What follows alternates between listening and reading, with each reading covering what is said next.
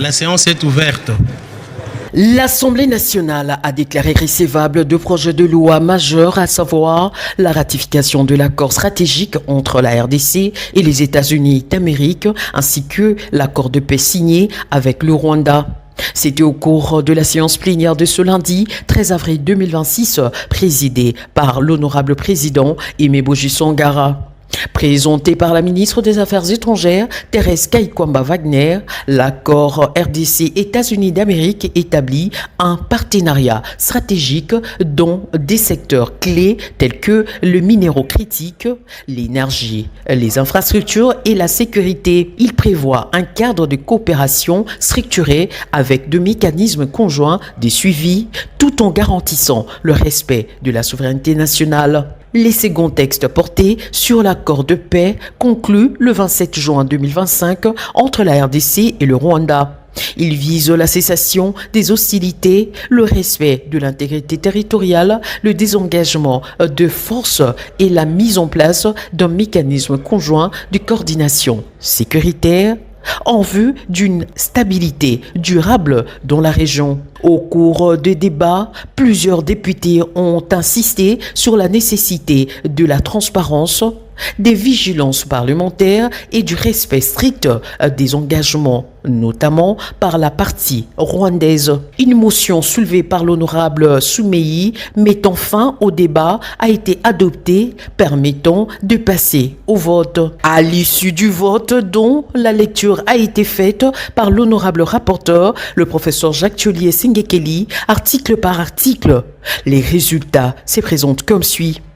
346 voix pour, 7 contre, 2 abstentions sur 355 députés votants. Par ailleurs, les députés ont également adopté la prorogation de l'état de siège dans l'est du pays afin de renforcer la protection des populations civiles.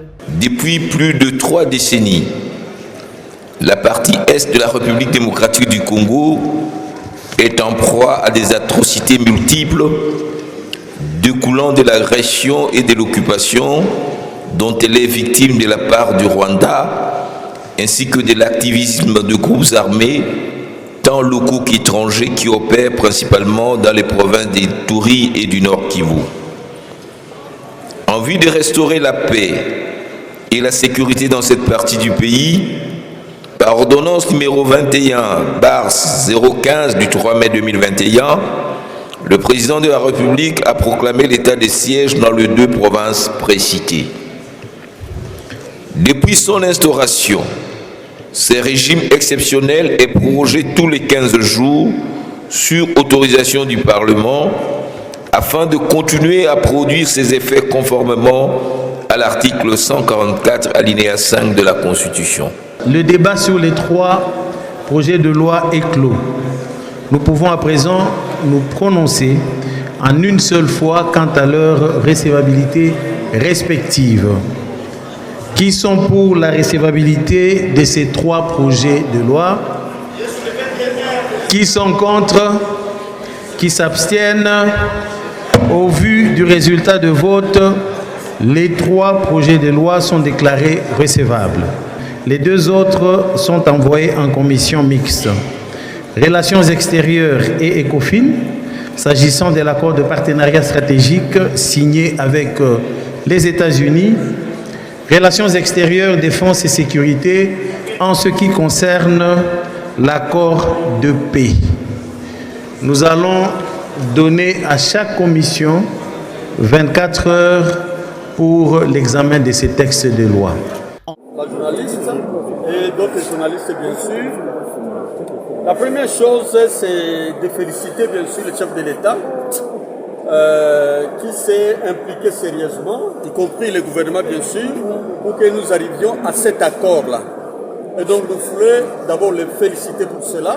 Et je voulais intervenir même, c'est vite parti, parce que la plénière a décidé que nous puissions clore les débats. Sinon, moi, j'avais quand même une préoccupation par rapport à cet accord, avec les Rwandais particulièrement, parce que vous savez que ce n'est pas le premier accord. Je vais vous citer 16 accords que nous avons déjà conclus avec les Rwandais à travers c'est supplétif. Parce que c'est lui qui fabrique toujours les Congolais, les rebelles congolais. Et donc, je vais vous citer ces accords-là. Et vous allez comprendre que même cet accord risque de ne pas aboutir au résultat. Tout simplement parce qu'il y a des préalables à un accord qui ne sont pas toujours mis en place. Alors, je vais vous citer les accords qu'on a déjà eus il y a presque environ 30 ans. Vous avez d'abord le 11 juillet 1999, accord de Lusaka. Vous avez deuxième accord, avril 2002, accord de Sun City.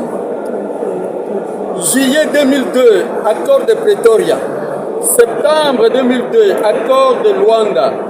Décembre 2002, accord global et inclusif. 15 décembre 2006, pacte de Nairobi. 23 janvier 2008, accord de Goma. 23 mars 2009, accord de 23 mars. Dès avril 2012, les accords de Munyonyo. 24 février 2013, accord cadre d'Addis Abeba. Avril 2013, accord CNDP M23. Bien sûr, il n'était pas finalisé, mais l'accord était là. Et puis vous avez l'accord de Nairobi. 13e accord, vous avez les accords de Kampala. Et si on poursuit, vous avez ici le 14 décembre 2024, accord de Luanda. En juillet 2025, vous avez accord de Doha, bien sûr, et maintenant l'accord de Washington. Et donc, si vous reprenez tous ces accords, vous voyez, nous avons à peu près 16. Mais ça n'aboutit toujours pas au résultat. Pourquoi ça n'aboutit pas au résultat? Tout simplement parce qu'il y a le préalable à un accord qui ne sont pas respectés. Quels sont ces préalables? Le préalable, parce que l'accord de paix, ça veut dire qu'on a la paix maintenant, mais avant qu'il y ait la paix, la paix doit être représentée par la réconciliation. C'est-à-dire qu'il y a eu un conflit entre deux parties, il faut qu'il y ait d'abord réconciliation. Mais avant qu'il y ait réconciliation, il faut qu'il y ait d'abord justice et réparation. Et donc, il y a d'abord la justice qui doit être faite et la réparation par rapport aux crimes qui ont été commis. Mais tout cela ne se fait pas. Alors, avant la justice et la réparation, vous avez la vérité. Pour qu'il y ait justice, il faut que la vérité soit dite. Alors, vous voyez, vous avez pratiquement beaucoup de préalables qui ne sont pas respectés. Première chose, la vérité qui conduit à la justice et réparation. La justice qui va conduire à la réconciliation et la réconciliation maintenant à la paix. C'est à ce moment-là qu'on signe les accords. Mais tous ces préalables-là, tous ces trois éléments qui précèdent la paix, un accord de paix, c'est-à-dire la réconciliation, la justice, la vérité, ne sont pas mises en place. C'est pourquoi il y a du colmatage et chaque fois on ne réussit pas. Nous arrivons maintenant à 16 accords. À 16 accords. Et donc, ma préoccupation c'était de savoir est-ce que vraiment ces éléments-là ont été observés. Nous saluons les efforts du chef de l'État et on était d'accord à ratifier, mais on doit nous rassurer. Si ces étapes ont été respectées, sinon cet accord aussi n'aboutira pas. Parce que notre ennemi, ou le Rwanda, particulièrement les régimes de Paul Kagame, parce que le Rwanda, ça n'est pas un problème majeur, mais les régimes de Paul Kagame, il n'attend que les langages des armes. Même maintenant qu'on a signé, il a en train de renforcer sur le terrain. Il a en train de renforcer ses mesures défensives. Il a dit même qu'il ne va pas les lever. Vous voyez, et donc, même cet accord risque de ne pas aboutir au résultat escompté. Bien que, bien sûr, nous saluons le chef de l'État et nous saluons le gouvernement pour les efforts et nous ratifions, mais dans les suivis, on doit être très prudent. Mais malgré cet accord, ça s'inscrit dans une dynamique de mettre fin à la guerre, tout simplement parce que vous avez aussi l'accord de Washington, parce qu'ils sont liés.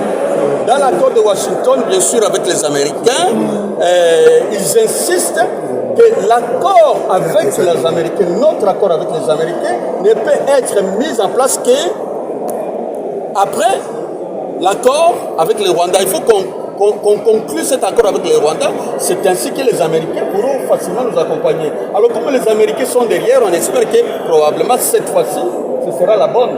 Parce que pour le président de la République, il veut une paix durable et définitive. Très bien. Pour qu'on ne revienne plus. C'est bien. Cet accord sur le minerai, c'est clair. Parce que l'opposition a dit le gouvernement est faible. En ces temps-là, le gouvernement ne peut pas dire non aux Américains, n'envoyez pas les migrants indésirés chez nous. Tout simplement parce que le gouvernement est lié. Et il y en aura d'autres. Il y en aura d'autres. En même temps, vous avez encouragé le Rwanda lorsqu'il avait signé des accords sur les migrants qui devaient venir de notre pays. Pourquoi seulement lorsqu'il s'agit de la RDC, vous en faites un problème? Est-ce que vous avez entendu quelqu'un de l'opposition en train d'encourager le Rwanda? L'opposition condamne, c'est d'ailleurs l'opposition en premier lieu qui condamne le Rwanda. Et c'est le gouvernement qui va s'agenouiller devant le Rwanda pour chercher les accords avec le Rwanda. Est-ce que vous avez entendu quelqu'un de l'opposition en train d'appuyer l'accord avec le Rwanda? Non, pas du tout. Encore vous n'êtes pas d'accord? De quoi? Encore vous n'êtes pas d'accord avec l'accord avec le RDC Rwanda? Quelle disposition qui vous gêne? Nous disons que c'est la République démocratique du Congo qui est perdant. Un gouvernement ne peut pas se mettre d'accord avec quelqu'un qui est dans son propre pays. Le Rwanda est déjà chez nous. Il fallait commencer d'abord par mettre le Rwanda dehors, afin de signer l'accord. Mais le Rwanda est chez nous. Merci beaucoup, Nora. C'est le Rwanda qui est le gagnant. C'est deux accords qui sont des accords éminemment politiques, mais aussi économiques. Et donc, ça va de bon droit que nous puissions ratifier ces deux accords pour que le pays décolle. Parce que nous sommes dans un état de pauvreté très criant. Et donc, moi, je pense qu'il est temps que nous puissions relever notre tête. C'était un moment décisif pour que la population puisse connaître le méandre de cet accord. Mais malheureusement, vous n'avez pas analysé des fautes à comble l'accord de Washington sur le Parlement suite à une motion incidente proposée par le Je suis de ceux-là qui pensent qu'il faut que ces deux accords soient examinés au niveau de la Commission. Vous avez suivi que ces deux accords ont été renvoyés dans 2 ou 3 commissions. C'est là où nous allons examiner à fond. Au nom du peuple congolais, nous allons ratifier. Faudra-t-il admettre que cet accord s'inscrit dans une dynamique de mettre fin à la guerre ou la situation de l'insécurité? Tout naturellement, ça va de soi. Je crois que la guerre tend vers la fin et il faut lancer un mot à l'endroit de nos frères et sœurs à l'Est. Il est temps que nous puissions nous relever. Quant à l'état du siège que vous avez voté, vous avez... Tout naturellement, il faut sécuriser les civils, la population civile. Mais il y a une certaine opinion qui estime que l'état du siège a fait son temps et il a démontré ses limites. Non, moi je pense que la majorité est de ceux qui pensent qu'il faut qu'on accorde encore une ratification, qu'on puisse accorder l'état de siège pour que nos forces armées puissent en tout cas décortiquer ceux qui sont encore dans petits coins, dans les recoins, et qu'on mette fin à la guerre. C'est bien de noir. Merci bien. Abonnez-vous dans notre chaîne.